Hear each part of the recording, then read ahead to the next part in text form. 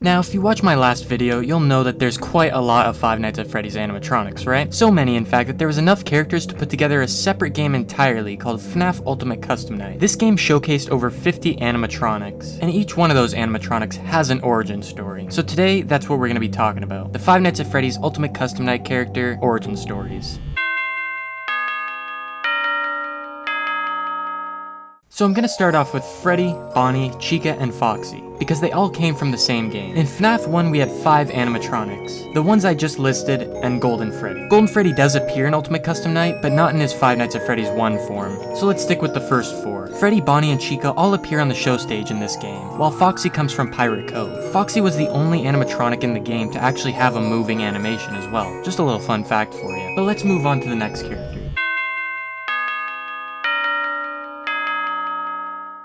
We have Toy Freddy, Toy Bonnie, Toy Chica, and Toy Mangle. These guys were the toy animatronics who had increased security measures to help keep the restaurant safe from potential criminals, as to not let another incident occur. Just like FNAF 1, Toy Freddy, Toy Bonnie, and Toy Chica all appear on the show stage, with Mangle appearing not in Pirates Cove, but this time Kids Cove. Mangle again is the odd one out, as the one who doesn't really have a proper form. The rest of them are fully modeled out, perfectly engineered animatronics, where Mangle was more of a DIY animatronic for the kids. The kids could put together and take apart and rearrange Mangle until he ended up looking like this. A few more animatronics that also made it into Ultimate Custom Night were Balloon Boy and JJ. Balloon Boy would be seen in the game area and would not have a jump scare animation. However, if you let him into your room, he would have an effect on your flashlight, which would very significantly impact the chances of you getting jump scared by Foxy. JJ, on the other hand, really didn't do anything. Randomly, she would pop into your room and just stare at you underneath the desk. Like I discussed in my last video, she did appear in a few other games, but never really had a point of existing outside of that. Now let's move on to the withered animatronics. These guys are withered versions of FNAF 1-esque animatronics. Not the same ones, but very similar to the make and model of the originals. They stay in parts and service, with Freddy, Foxy, and sometimes Shadow Freddy as well. However, withered Freddy and withered Foxy did not end up making it into this game. But one animatronic from FNAF 2 that did is the Puppet.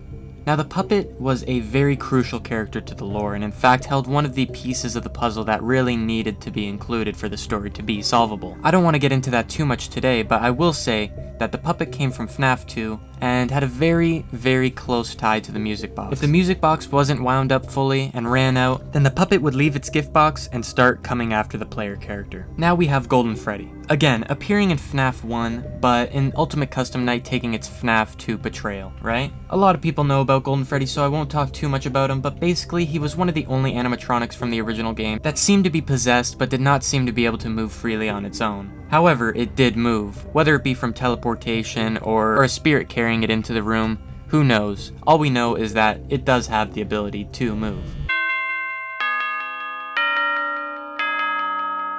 Now we have the FNAF 3 cast of characters, and I'm gonna start off with Springtrap, obviously, which is one of the most crucial characters in the game, aside from the Puppet. I mean, the Puppet gave life, but Springtrap gave us the whole story. For those of you unaware, the man who caused the incident where the children went missing and were never found again, after being stuffed into suits, was William Afton. Now, Springtrap obviously comes from FNAF 3.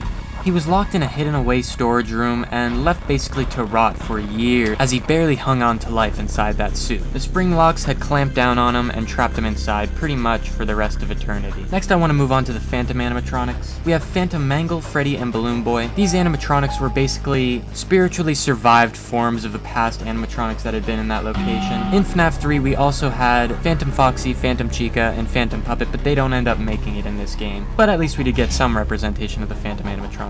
These animatronics couldn't do you any real harm. They might add a status effect to you in game, but Springtrap was the only real animatronic that could actually put you down in FNAF 3.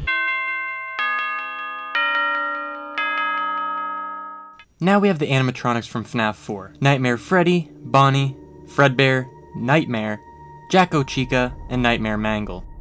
Bonnie would roam through the house, while Freddy would just collect his little Freddles on your bed until there was too many, and then he'd attack you. Both Freddy and Bonnie would appear on the first night, while Fredbear would only appear on night 5. However, Nightmare only appeared on Nightmare mode. He was a more translucent, black, color-swapped version of Fredbear, and was the final animatronic you had to beat to actually 100% the game. We also had Jacko Chica, which appeared in the Halloween update for FNAF 4, another color swap of Chica obviously, and we also had Nightmare Mangle, who was a full model swap for Foxy. We also had Night Marionette and Nightmare Balloon Boy, who also came from the Halloween update. Nightmare Balloon Boy would take the place of Plush Trap, and Night Marionette would take the place of Nightmare. These guys weren't canon to the lore, but they did appear in the FNAF 4 Halloween update, and in FNAF Ultimate Custom Night.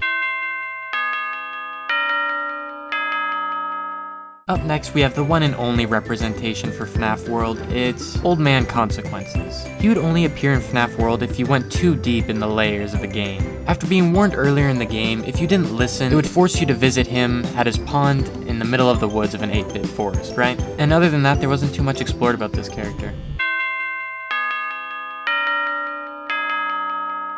Now for the FNAF sister location animatronics. We had Baby, Ballora, Funtime Foxy, and Ennard. But first we're going to talk about Baby. She was an animatronic made specifically by Afton for the purpose of collecting remnant from children. But instead, it caused his daughter to get scooped. We have Ballora from Ballora's Gallery, where she can be seen dancing around and can only hear you if you're walking through. So you have to try your hardest to be quiet. Next we're going to talk about Funtime Foxy. He'll be seen guarding the Funtime Auditorium from you. Just like Ballora's Gallery, you're going to have to crawl through and try to avoid Foxy. And he also can't see you, but he is sensitive to light somehow, so if you flash him enough times then you're good to go. And up next we have Ennard. Now Ennard is a collection of all the animatronics once you get to the end of the game. If you go into the scooping room in Parts and Service, then that's where you get turned into Ennard. They wear your skin, and the player character spends the rest of his life as Ennard.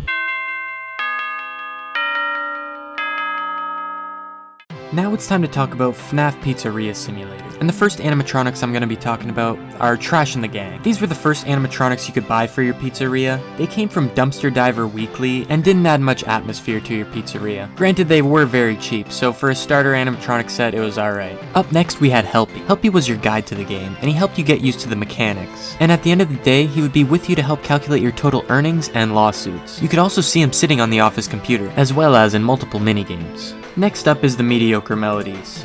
We had Happy Frog, Mr. Hippo, Pig Patch, Ned Bear, and Orville Elephant. Most of these guys came from Stan's budget tech in the catalog, except for Orville Elephant, who was found in the Rare Finds auction catalog. These animatronics were originally designed by Henry in the lore, and were definitely a factor in making Afton go crazy.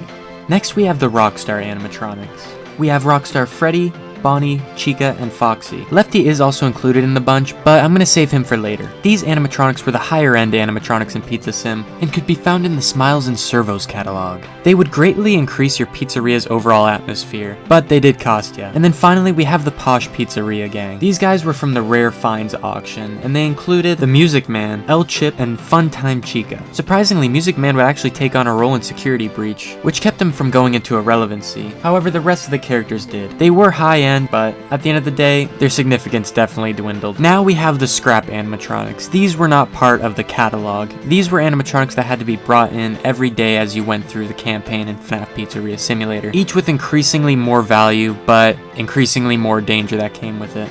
We had Molten Freddy, Scrap Baby, Scrap Trap, and Lefty. Molten Freddy is a combination of a lot of the animatronics from FNAF 5, and had way more significance in Security Breach, but his origin was in this game. Scrap Baby was a reassembled version of Baby, who tried to repiece herself together after the Ennard debacle. There's Scrap Trap. He's what remained of Afton, and was rebuilt into what we see now as a molten down, broken version of Springtrap. And then Lefty. Like I said earlier, this guy is part of the Rockstar animatronics, but was specifically made just to capture the puppet. Some of the teaser images, you can see the puppet peeking out of Lefty's body, so it's very obvious that this animatronic's purpose was way beyond just performing. And finally, we work our way all the way back to FNAF 1, where the phone guy made his first appearance. Hello? Hello? I wanted to record a message for you. Phone Guy was your guide to FNAF 1, 2, and 3. Each night he would record a message for you, and tell you what you should look for on that night. However, come night 4 in FNAF 1, he would meet his utter demise. Checks. Maybe it won't be so bad. I always wondered what was in all those empty heads back there. You know. Oh no.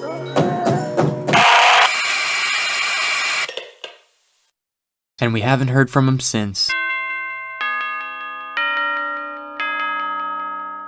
And now I've saved the best for last. I didn't want to include these ones in the prior categories that they maybe should have gone in because I didn't really want to muddy the waters. So to keep things in order, I'm doing these for the final segment. First one I want to talk about is Shadow Bonnie. This animatronic originates in FNAF 2 and was only really seen for this one screen right here. There was no jump scare in the game and nothing else of value that this character added to FNAF 2 at the time. Up next is Plush Trap. Plush Trap had his own minigame in FNAF 4 where you had to catch him coming down the halls and perfectly predict when he'd be sitting on the egg. If your timing was off or you couldn't get him to the spot in time, you would get a jump scare. Another FNAF 4 animatronic that made it into the non-selectables was Nightmare Chica. Just like Nightmare Bonnie, Nightmare Chica would start off on night 1 and patrolled the right side of the hallway in the bedroom. Up next we have Bonnet. Bonnet was a color swap version of Freddy's Bonnie puppet and only appeared in the custom night screen of FNAF 5. Mini-Rena also originated from this game and would accompany Ballora. They would appear on night 4 when you were trapped inside the animatronic suit. Your goal was to stop the spring locks from totally crushing you while Mini-Renas filled your suit around you. Up next we have Lolbit. Now some people think Lolbit originally came from FNAF 5, but that's incorrect. Lolbit actually came from FNAF World. It was a merchant animatronic that would sell you bites. But it did have an appearance in FNAF 5 as well, taking the place of the Ennard mask if the Ennard mask had already been gone. Up next we had Fredbear. Now the origins on this are going to be a little hard to tell you because there's quite a few different routes we could go. We could say that he's from FNAF 1 and he takes the appearance of Golden Freddy, but his true first appearance was in FNAF 4. This was the animatronic that caused the infamous FNAF 4 bite. And finally we have Dee Dee. Now Dee Dee has two forms in this game, the standard Dee Dee and Zor. Now Zor is a black and white eyeless version of Dee Dee and originates from Ultimate Custom Night, where Dee Dee originates from FNAF World. She had a minigame in FNAF World called Dee Dee's Fishing Hole, where you'd spend 10 Faz coins and try to catch a fish. And the deeper the fish you caught, the higher the reward was for catching it. Other than that, that's all I got for you guys today. This is one of my longest videos I've ever worked on, and it did take a lot of time for me to get done, so I hope you enjoyed it. I have my merch link in the description if you're interested in any of that, and I'll see you in the next video.